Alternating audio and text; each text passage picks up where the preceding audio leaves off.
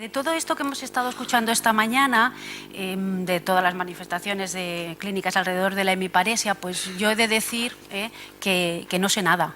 He aprendido bastante con las ponencias de los doctores esta mañana, con esta última mesa, pero bueno, de lo que sí que sé son de los procesos emocionales que están implicados los papás y los niños y los adolescentes y los adultos dentro de esto que están viviendo, ¿no?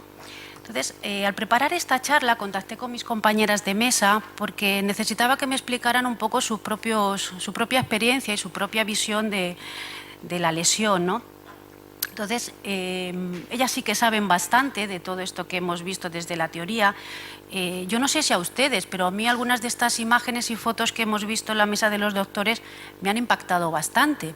Porque una cosa es que nos lo cuenten y otra cosa es ver exactamente la foto de la operación, ¿no? Me ha llamado también la atención que todo lo emocional queda al margen y creo que lo emocional está muy parejo a todo y acompaña a estas lesiones, ¿no?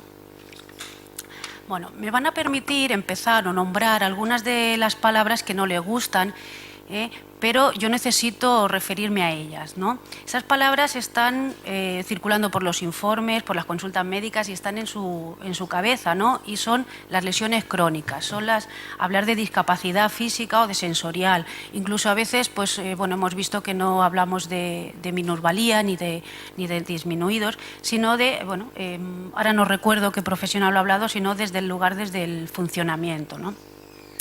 Yo creo que todas las lesiones crónicas generan una gran discapacidad física y comportan una clara repercusión psicológica debido a la interferencia que provocan en la vida diaria de tanto los niños como de las familias, ¿no? El diagnóstico precoz es muy importante en esta lesión y sabemos que no siempre se produce. Hay diferentes motivos por los que se tarda en diagnosticar. Yo no voy a entrar en por qué se tarda, sino que sí que me interesa mucho cómo los padres o cómo los afectados pueden sentirse cuando les dicen que tienen hemiparesia, ¿no? Hemos de diferenciar dos momentos, el momento del diagnóstico y la convivencia diaria con la lesión, ¿no? En primer lugar, la primera respuesta que unos padres o un afectado tiene ante un diagnóstico de hemiparesia es de shock emocional o de una conmoción. ¿Esto qué es? Rápidamente, bueno, pues hay unas explicaciones técnicas que se pueden o no entender, ¿no? Cuando un niño es concebido, muy pronto los mecanismos imaginarios se ponen en funcionamiento y esos futuros padres se construyen desde un ideal pues a un hijo o a una hija. Le buscan un nombre, unas características, incluso una profesión. Será futbolista, será ingeniero, será abogado, será bailarina, será ministro, será feliz, es lo que queremos, ¿no? Que venga con salud. Se generan unas expectativas acerca del niño o de la niña, pero ante la noticia de que algo no marcha, esa imagen idealizada de un niño sano se rompe. La angustia de por qué ha ocurrido, qué ha pasado, la culpa y el sentimiento de haber cometido una falta se instala en sus corazones. Ante los padres se abre un largo proceso con un gran coste emocional, donde la ansiedad guía en muchas ocasiones los pasos. Puede ser que el diagnóstico se retrase, meses, incluso años. Y esto no significa que tanto el afectado como la familia no sepan o intuyan que algo no va bien. La angustia puede ser mayor cuando aún no hay un diagnóstico. Dar nombre a lo que ocurre, a eso que sucede, hace que la ansiedad ceda, se alivia y hace que la persona se sienta menos sola. Porque todo lo que tiene nombre existe y se supone o se le supone un tratamiento en caso de una lesión, aunque la incertidumbre por el futuro puede ser la misma. La salud es algo que va más allá de la ausencia de enfermedad. La salud es un estado de buena adaptación, de crecimiento y desarrollo personal. Y la salud puede verse comprometida cuando encontramos trabas que no nos permitan una sana adaptación al medio.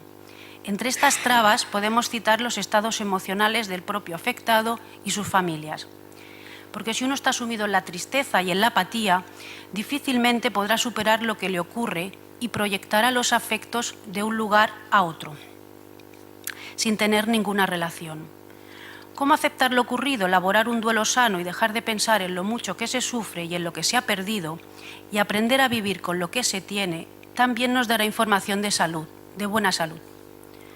Una vez pasados los primeros momentos de incertidumbre ante la noticia de un diagnóstico, la manera de protegernos es a través de mecanismos de defensa inconscientes, pero claro, esto no los elegimos, aparecen y no nos damos cuenta. La negación, la rabia, la impotencia, la frustración, la ansiedad, el miedo, la tristeza, la apatía y la depresión podríamos citarlos como los procesos emocionales más frecuentes que sufren tanto los niños como sus familias. Muchos aprenden a superarlos, aceptan lo ocurrido y tratan de sacar el mejor partido de la vida, y otros conviven con estos síntomas y la lesión. Pero la ansiedad, la frustración y el duelo sin elaborar les va a pasar factura a cada rato, provocando patologías asociadas, tanto a afectados como a las familias. Seguro que a ustedes les suena todo esto. Pueden aparecer los trastornos psicosomáticos, pueden aparecer trastornos depresivos, trastornos de ansiedad, estados emocionales débiles que generan una baja autoestima y dificultades en las relaciones con los iguales. Recibir ayuda psicológica en los primeros momentos de comunicación de un diagnóstico y con posterioridad a él debería ser esencial para que el afectado y las familias puedan aprender a elaborar estrategias y recursos que les permitan afrontar la nueva situación. Pero esto no siempre se da o se acepta. Lo emocional y lo psicológico no se entiende. Como no se ve, pues no se entiende. En cambio, lo físico, lo evidente, la lesión, esto que vemos que no funciona, eso sí hay que tratar. He escuchado esta mañana que se trabaja a nivel neurológico, a nivel de la cirugía, a nivel de fisioterapia, incluso las terapias ocupacionales y la logopedia. Pero, ¿qué pasa con lo psicológico? En muchas ocasiones es la propia familia la que hace un peregrinaje ambulatorio buscando respuestas a lo que le ocurre. Y si encuentra un profesional sensible a la cuestión que ve la influencia de lo emocional en el proceso, con seguridad recomendará o derivará al servicio de psicología, antes que un tratamiento farmacológico, por ejemplo, para el caso de una depresión o de una ansiedad, que por desgracia hay un uso y un abuso bastante generalizado. El tiempo no nos permite y es imposible hablar de todos los sentimientos que pueda provocar, tanto en la familia como en un afectado, pues una lesión que afecta a la movilidad de una parte del cuerpo o la disminución de la eficacia muscular. Pero por desgracia tampoco puedo decirles recetas mágicas que ayuden a superar el dolor, el miedo o la impotencia, porque cada cual lo vive a su manera. Sí que les puedo decir que si uno es capaz de identificar lo que le genera temor y las preocupaciones, pues ya tiene medio camino ganado, porque al miedo hay que ponerle cara para poder enfrentarse a él. Voy a hablarles de dos procesos emocionales que ustedes tendrán bastante conocimiento de él por lo que les pasa. Hablaré de ansiedad y de la elaboración del duelo para poder aceptar en lo que se pueda pues, esto que les ocurre a sus hijos. Si nos vamos al diccionario de María Moliner de usos de la lengua, nos define la ansiedad como una preocupación o una impaciencia por algo que ha de ocurrir. Nos habla de angustia. La angustia es un término médico que ya está colado en todas las familias. Incluso los niñitos de 4 años te dicen es que tengo angustia. Sin embargo, el diccionario de la Real Academia, la RAE, en su última versión, nos lo define como un estado de agitación, inquietud o zozobra del ánimo. La ansiedad, la angustia, es un mecanismo necesario y vital que nos ayuda a funcionar en el mundo. O sea, no podemos prescindir de la ansiedad para vivir, pero es el exceso de ansiedad el que nos perjudica. De lo que se trata es de que ésta no nos supere. ¿Pero cómo hacemos eso? Pues en primer lugar, no anticipando. En ocasiones el miedo, el temor de pensar que la vida ha quedado coartada, es un gran impedimento de lo que nos lleva a imaginar todo lo que se ha perdido, todo lo que el niño no va a poder hacer, que no va a poder andar bien, que no va a poder mover, ¿no? Es ahí donde sin darnos cuentas dejamos de intentarlo a lo mejor, porque ya hemos supuesto que no va a poder hacerlo. Si uno está agarrado a una cuerda y piensa que se cae, probablemente se caiga. Podemos equivocarnos, ¿no? Pero lo peor no es caerse, lo peor es que uno deja de intentarlo y de ver que sí puede superarlo. Dejamos de ver el niño a veces, al joven, al adulto, y solo vemos la lesión. Hay en el refranero español o en los dichos algo que nos dice que el árbol no nos deja ver el bosque. La ansiedad es una mala compañera de viaje porque puede provocar sintomatología no deseable. Existe un gran abanico de patologías, desde que nos salgan unos simples granos o un prurito incómodo o una eczema, hasta tener una depresión o una angina de pecho. Los trastornos psicosomáticos son aquellos en los que hay un órgano del cuerpo afectado, pero no es por una lesión. No es una causa física, sino que es psíquica, psicológica. Nos referimos, por ejemplo, a las alergias, sobre todo a las dermatológicas, a las molestias gastrointestinales, las dispepsias o la mala digestión, al colon irritable, a la úlcera, a los dolores de cabeza, a los malestares musculares, al dolor de espalda, a las cervicales, a las fibromialgias. Podría seguir enumerando síntomas de la ansiedad, pero no creo que sea necesario, seguro que los conocen, que conviven con algunos. Se preguntará si puede librarse de ellos, o de alguno, o de todos, y mi respuesta es que sí. ¿Cómo? Ya he hecho un diagnóstico, desde aquí arriba. Bueno, pues ¿cómo va a solucionar este señor pues esto que le pasa? Pues hablando del tema. No, socializarlo, quitarle el velo y dejar de hacerlo tabú.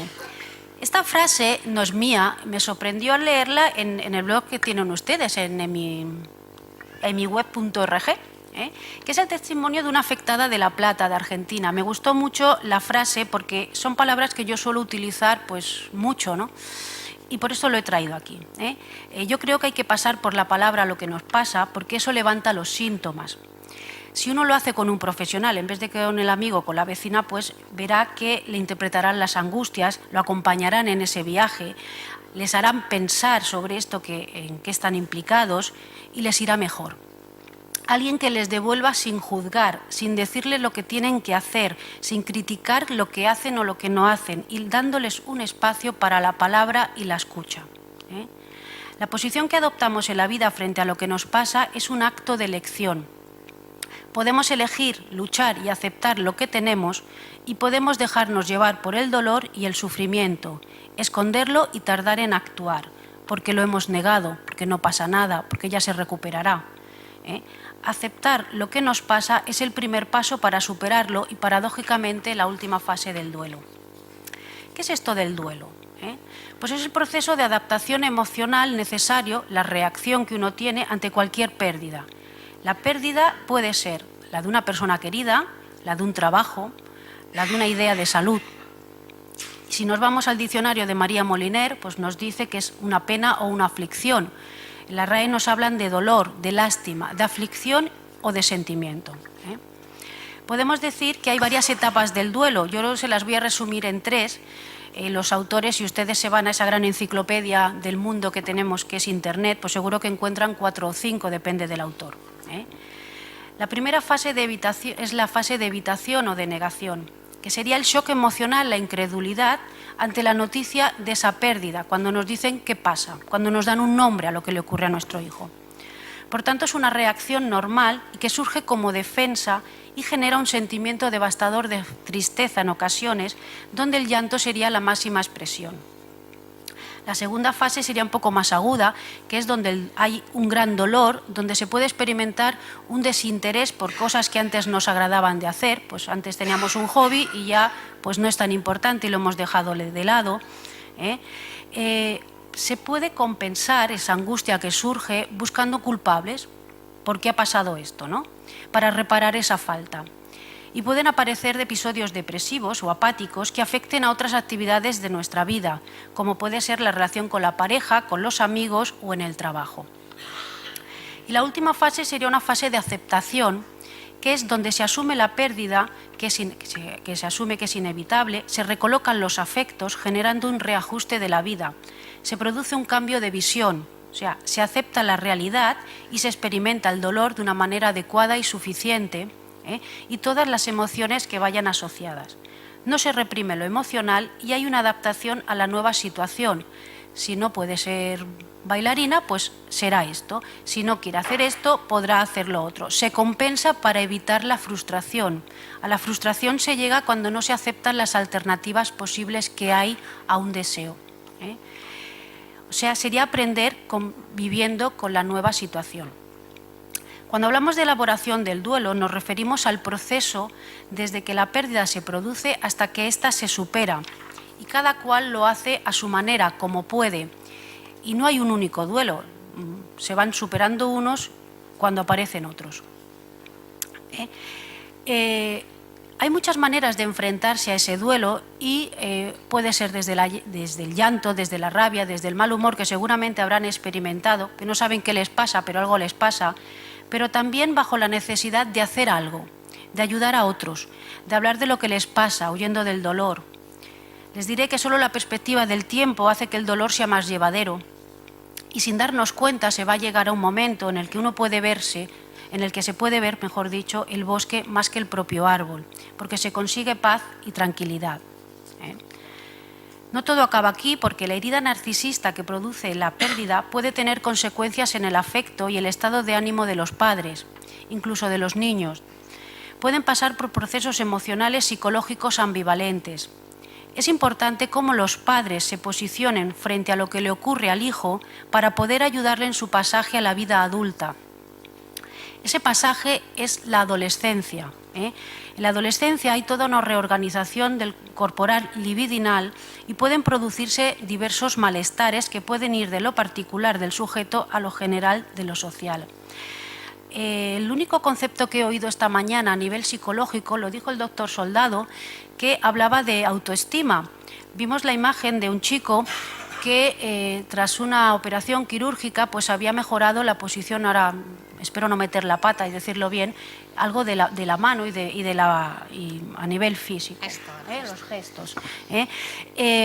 Vemos que esto es muy importante porque en la adolescencia muchas de las cosas que le pasan a los chicos a veces están ligadas evidentemente con la apariencia física, y hay unos comecocos, que es como lo dicen los chavales, impresionantes porque quieren gustar. Y claro, si no se gustan a ellos, pues evidentemente no van a gustar a otros. Pero les diré, si no les gustan a su papá, porque su mano, su pie, algo les ocurre a nivel físico, ellos lo van a captar. A veces hay como un rechazo y los chicos lo captan. Y eso son capaces de reflejarlo al resto. Poder hablar de los sentimientos contradictorios de confianza y desesperación, de esperanza y frustración de la lesión de los hijos que los hijos provocan en los padres, poner en palabras el malestar que les afecta, ya hemos dicho que es terapéutico. Es el primer paso para comprender y aceptar lo que pasa. Todo lo que ayude a los padres en la angustiosa prueba que están viviendo ayudará al niño, al adolescente, a asumir la suya. El acompañamiento psicológico durante el proceso rehabilitador es necesario en los padres y en el niño, y en todos los afectados, sea cual sea su edad, tan importante como la rehabilitación misma. A través de la relación psicoterapéutica, los afectados pueden elaborar sus angustias, enfrentarse al desarrollo de las distintas etapas psicoevolutivas que por su condición les puede exigir más trabajo, más esfuerzo que a otros chicos que no estén afectados. Y les ayudará a comprender su propia posición subjetiva frente a lo que les pasa. No hacer terapia psicológica, al igual que no hacer fisioterapia, no significa que uno lo está haciendo mal, no hay que sacralizarse. Significa que uno ha encontrado otras formas de subjetivar y de trabajar los síntomas. Si les gusta pintar, pues que pinten. Si les gusta bailar, que bailen, que hagan lo que les guste y que les haga felices. En cuanto ya para terminar, hablaré de los niñitos pequeños.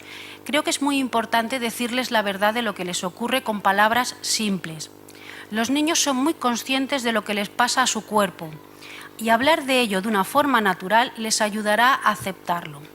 Muchas veces son los niños los que nos enseñan, porque son ellos los que padecen esa lesión y han nacido con ella, y aunque les duela la diferencia, está integrada en su cuerpo.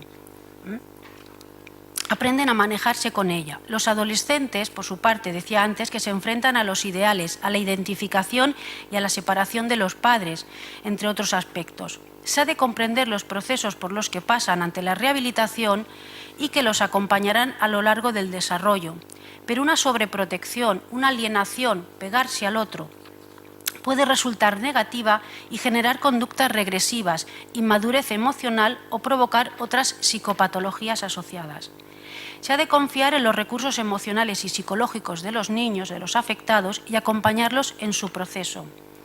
Si los papás aceptáis lo que le ocurre al hijo, les facilitaréis la tarea y les prepararéis para afrontar las etapas de la adolescencia, que ya por sí es difícil, y la edad adulta en la que han de convivir con la lesión. Yo me quedo aquí porque paso la palabra a mis compañeras, que ellas desde su propio testimonio pues les irán explicando cómo se han enfrentado a su hemiparesia. Por mí ya estoy.